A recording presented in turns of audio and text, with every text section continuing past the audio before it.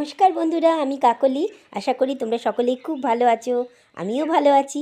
আর এই সিজনে খুব ভালো থাকার জন্য আজকে তোমাদের জন্য একটা দারুণ রেসিপি নিয়ে এসেছি।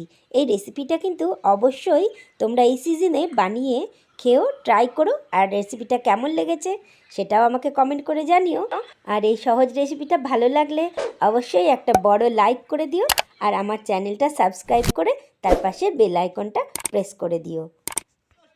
এবার চলো তোমাদেরকে একটু শীতকালে আমাদের এখানকার সবজি মার্কেটটা দেখিয়ে দিই। সবজি মার্কেটটা কিন্তু শীতকালে দারুণ দেখতে লাগে। লাল, হলুদ, সবুজ, মানে এত রং বেরঙের সবজি থাকে যে শীতকালে বাজারটা কিন্তু ভীষণ মানিয়ে যায়। আর আমি শীতকালে বাজারে ঘুরতে কিন্তু খুব ভালোবাসি। আর কি হয় জানো তো, অনেক সবজি কিনেও ফেলি, বেশ সস্তাও থাকে আর খুব টাটকাও থাকে। আর দেখে লোভ সামলাতে পারি না। তোমরাই বলো, এত সুন্দর সুন্দর সবজি দেখলে কার না কিনতে মন হয়। আমিও কিন্তু অনেক সবজি একসঙ্গে কিনে ফেলি। তোমাদের কি কারুর এরকম ইচ্ছে হয়? তাহলে অবশ্যই কমেন্ট করে জানিও। তোমাদের যদি এরকম সবজি বাজারে গিয়ে সবজি কিনতে ভালো লাগে তাহলে আমাকে জানাবে। আমি তো খুবই ভালো বাজার করতেও পারি। তো যাই হোক, সবজিগুলো দেখে শুনে আমি কিন্তু ঠিক যেটার সঙ্গে যেটা লাগে সেইভাবেই বাজার থেকে সব কিছু কিনে আনি। তো দেখো, আমি বাজারে একটু ঘুরছি আর সব কিছু দেখে শুনে কেনাটাও কিন্তু খুব জরুরি। কেন কি, কোন জিনিসের সঙ্গে কোনটা লাগে সেটা কিন্তু যে রান্না করে সেই বোঝে। বলো তো এটা কি? দেখেছো, নিয়ে চলে এসেছি বছরের আর এই সিজনের প্রথম সজনে ফুল। সজনে ফুলগুলো খুব টাটকা আর বেশ অনেকগুলোই রয়েছে। দেখা যাক কি রেসিপি বানানো যায়। তো এই টাটকা সজনে ফুলগুলো দেখে আর ছাড়াতে বসে অনেক কিছু রেসিপি মাথায় চলে আসছে। কিন্তু দেখা যাক কি কি রেসিপি বানাতে পারি। তো যেটা আমার ছেলের খুব পছন্দ সেইটাই বানাবো, তার কারণ আমার ছেলে হোস্টেল থেকে আজ ঘরে আসছে। তো সন্ধেবেলায় নিয়ে বসে গেছি সজনে ফুল ছাড়াতে। ছাড়ানো হয়ে গেছে, এই দেখো ছাড়িয়ে নিয়েছি সজনে ফুল। তোমরা দেখে বুঝতেই পারছো এই সিজনে এটা প্রথম সজনে ফুলটা। তো এই সজনে ফুলটা আজকে আমি রান্না করব।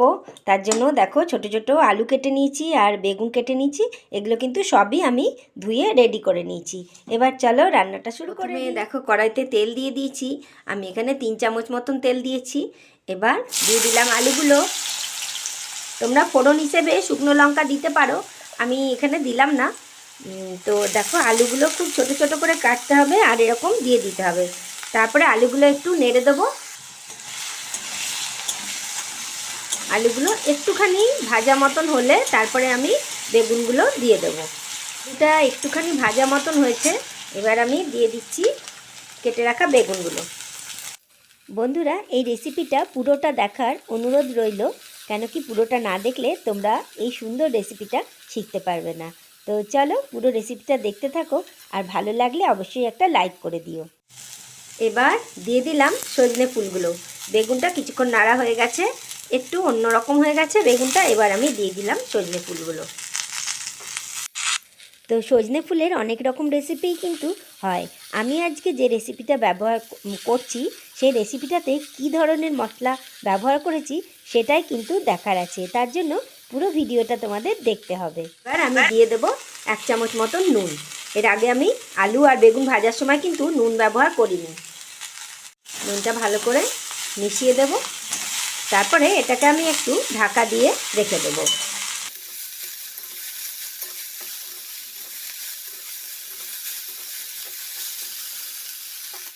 এই দেখো, আমি এখানে 1 টেবিল চামচ মতন পোস্ত নিয়েছি আর 2 টিস্পুন মতন সাদা তিল নিয়েছি। এইটার সঙ্গে অর্ধেকটা লঙ্কা দিয়ে আমি এটা বেটে নেব। আর এই তিলটা দেওয়ার বিশেষ কারণ আছে। এই তিলটা কিন্তু এই শীতের সময় এই সময় খেতে হয়। এর মধ্যে কিন্তু ভরপুর পরিমাণে ক্যালসিয়াম আছে, যার জন্য এটার সঙ্গে এটা দিয়ে বাটলে খেতেও ভালো হয়, টেস্টটাও বেশি হয় আর অনেক উপকারও হয়। এই শিলনোড়াতে যদি পোস্ত বা তিল এরকম বেটে নেওয়া হয় তাহলে কিন্তু স্বাদটা অনেক বেশি ভালো হয়। তোমাদের কি মতামত সেটা অবশ্যই জানিও। তাই আমি এই ধরনের মশলাগুলো শিলনোড়াতেই বেটে নিই। তো চলো তোমরা এবার বাকি রান্নাটা দেখতে থাকো। এতক্ষণ ধরে আমার সঙ্গে থাকার জন্য তোমাদেরকে অসংখ্য ধন্যবাদ। দেখো আমি এবার ঢাকাটা খুলে নিলাম। মশলাটাও আমার বাটা হয়ে গেছে। একটু নেড়ে চেড়ে তারপরে আমি দেখে নেব এর মধ্যে আলু আর বেগুনগুলো সিদ্ধ হয়েছে কিনা। দেখলাম ভালো সিদ্ধ হয়ে গেছে, তার মানে ঢাকা দেওয়াতে খুব সুন্দরভাবে নরম হয়ে যায়। এবার আমি বেটে রাখা তিল, পোস্ত আর কাঁচা লঙ্কা বাটাটা দিয়ে দিলাম। এবার ভালো করে এটার সঙ্গে মেখে নিতে হবে। ভালো করে চারিদিক নাড়িয়ে চাড়িয়ে পুরোটাকে সুন্দর করে একটু মাখা মাখা মতন করে নিতে হবে।